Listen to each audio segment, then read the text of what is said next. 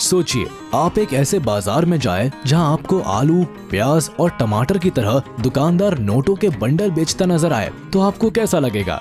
I guess आपको बड़ा अजीब लगेगा, लेकिन आपको जानकर हैरानी होगी कि दुनिया में एक ऐसा अनोखा देश भी है जहां फल, सब्जियां नहीं बल्कि पैसे बिकते हैं।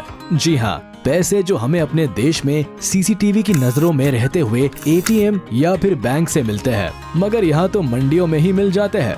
अब इसके पीछे की वजह क्या है, ये जानने के लिए आपको हमारा आज का ये वीडियो अंत तक देखना पड़ेगा, जिसमें बात हो रही एक ऐसे देश की जहां नोट रद्दी की तरह बाजार में किलो के भाव मिल जाते हैं। तो चलिए फिर शुरू करते हैं आज का वीडियो। करेंसी किसी भी देश की इकोनॉमी की नींव होती है। यही वजह है कि दुनिया के लगभग सभी देश अपने यहाँ के सिक्कों और नोटों को बड़ी हिफाजत और कड़ी सुरक्षा में रखते हैं। लेकिन दुनिया में एक जगह ऐसी भी है जिसका नाम है सोमालीलैंड, जहाँ पैसा बंडल की शक्ल में शहर की सड़कों पर रद्दी की तरह पड़ा रहता है, और वो भी बिना किसी हिफाजत के। अब आप ये मत समझिए कि यहाँ राम राज स्थापित है और किसी को भी ना पैसे का लोभ है और ना ही चिंता। अब ऐसा क्यों है, इसके लिए हमें जरा इस जगह का इतिहास जानना पड़ेगा, जिसके लिए कुछ साल पीछे जाना पड़ेगा। कुछ साल से मतलब कुछ साल ही है, यही कोई 3-1 दशक पहले। तो वो वक्त था साल 1991 का, जब उत्तरी अफ्रीका में अदन की खाड़ी के पास मौजूद सोमालीलैंड गृह युद्ध के बाद सोमालिया से अलग होकर वजूद में आया। यहाँ के लोगों ने तो इसे अपना नया देश मान लिया, लेकिन किसी भी दूसरे देश ने इसे मान्यता नहीं दी और अभी तक भी नहीं दी है। लेकिन मीडिया में छपी खबरें बताती है कि यहाँ के 40 लाख की आबादी खुद मुख्तार जमहूरियत का दावा करती है, मगर इस जगह की हैसियत बेहद गरीब मुल्क वाली है, क्योंकि यहाँ ना कोई सरकारी व्यवस्था लागू है और ना ही यहाँ के लोगों के लिए रोजगार का कोई साधन है। वैसे यहाँ से भारी मात्रा में ऊँटों का निर्यात होता है, लेकिन फिर भी इतना नहीं कि देश के लोग सुकून से और आराम से जिंदगी जी सके। यहाँ का ज्यादातर हिस्सा रेत की चादर से ढका रहता है। वहीं पानी की कमी की वजह से इलाके में सूखा पड़ जाना आम बात है। नतीजा, सोमालीलैंड में साधारण नहीं बल्कि गरीबी का स्तर बहुत भयंकर है, और यहाँ की करेंसी का नाम है सोमालीलैंड शिलिंग, जिसकी वैल्यू चूरन में मिलने वाले चिल्ड्रन बैंक के नोट जितनी है। मगर फिर भी यहाँ सोमालीलैंड शिलिंग के 500 और 1000 के नोट ही चलते हैं। बताया जाता है कि यहाँ एक अमेरिकन डॉलर के बदले 8500 से लेकर 9000 सोमालीलैंड शिलिंग के नोट मिल जाते हैं। वही अगर कोई $10 दे दे तो उसको नोटों की वैल्यू के हिसाब से नहीं बल्कि किलो के हिसाब से शिलिंग दिए जाते हैं, और वो भी 1-2 किलो नहीं, पूरे 50 किलो सोमालीलैंड शिलिंग। वही अगर यहाँ किसी को सिगरेट की तलब लग जाए और उसे एक सिगरेट खरीदनी हो तो उसे हमारे यहाँ की तरह 10 या फिर 20 या 22 रुपए नहीं बल्कि पूरे 500 या फिर 1000 शिलिंग का नोट चाहिए होता है।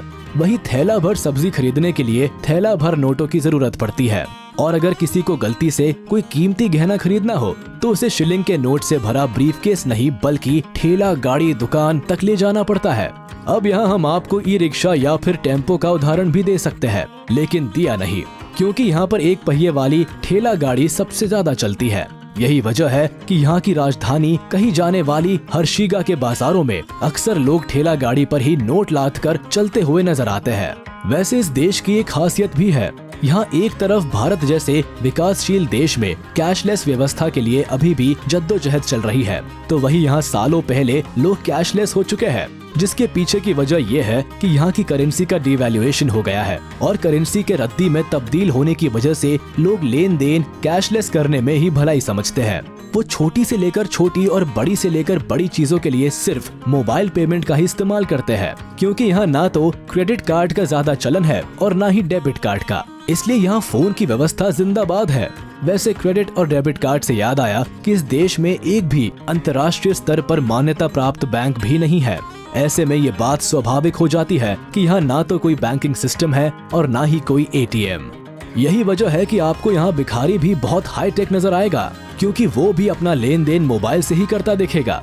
वैसे सबके कैशलेस हो जाने की वजह ये भी हो सकती है कि कौन छोटी मोटी खरीदारियों के लिए झोला भरकर नोट ढोता फिरे, इसलिए यहाँ आम और खास सभी कैश विहीन रहना ही पसंद करते हैं। फिर चाहे फुटपाथ पर सब्जी और फल बेचने वाले हो या फिर बड़ी बड़ी चमचमाती परचून और बाकी जरूरत के सामान वाली दुकानों पर बैठे धन्ना सेठ, कहीं भी चले जाओ, बस अपने मोबाइल से दुकानदार का मोबाइल नंबर या फिर QR कोड स्कैन करो, पैसे तुरंत ग्राहक के अकाउंट से दुकानदार के खाते में चले जाते हैं। वैसे सिर्फ सोमालीलैंड ही नहीं, अफ्रीका के कई छोटे बड़े देश कैश रखने का झंझट छोड़ कैशलेस वाली व्यवस्था की ओर तेजी से बढ़ रहे हैं। घाना, तंजानिया, युगांडा में भी मोबाइल बैंकिंग की क्रांति आ रखी है। इसी तरह केन्या में भी बड़ी तादाद में लोग एम-पेसा के जरिए भुगतान कर रहे हैं। वैसे अब आप ये मत मान लीजिएगा कि कैशलेस हो जाना कौन सी बड़ी बात है। हमारे देश में भी तो कई बड़े शहर लगभग पूरी तरह से कैशलेस हो चुके हैं। मगर सोमालीलैंड की खासियत है कि यहाँ के शहरों के साथ साथ गाँवों में भी लोग नोटों को भूल चुके हैं। BBC में छपी रिपोर्ट बताती है कि यहाँ के गाँवों में 60% से ज्यादा लोग अब अपने मोबाइल के जरिए ही पूरा लेन देन कर रहे हैं। साथ ही यहाँ 16 बरस से ज्यादा की उम्र वाले 88% लोगों के पास मोबाइल फोन है, जो उनके लिए बातचीत करने का तो जरिया है ही, मगर अब ये उनका निजी बैंक भी बन गया है। जबकि यहाँ के ज्यादातर लोग निरक्षर है, यानी अनपढ़ है या फिर कम पढ़े लिखे हैं। वैसे यहाँ लोगों के लिए पढ़ाई लिखाई का ज्यादा महत्व है भी नहीं, क्योंकि इस छोटे से देश में रोजगार मिलना एक बड़ी समस्या है। यहाँ के लोग मछली पालन और छोटे मोटे कामों में लगे रहते हैं, जिसमें उनकी सिर्फ आजीविकता चलती है। साथ ही ये देश अपने टूरिज्म सेक्टर पर भी बहुत ज्यादा निर्भर रहता है।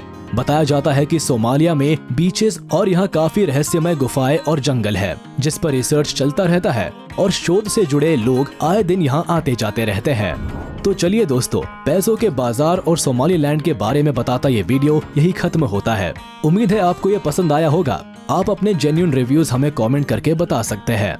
आप इसे अपने दोस्तों और रिश्तेदारों के साथ शेयर करना बिल्कुल ना भूलें। और हाँ, इस वीडियो को लाइक कर दे और अगर आपने अभी तक हमारे चैनल को सब्सक्राइब नहीं किया तो वो भी तुरंत कर दे और बेल आइकन को भी प्रेस कर दे, ताकि हमारी नोटिफिकेशंस आप तक जल्द से जल्द पहुँच जाए।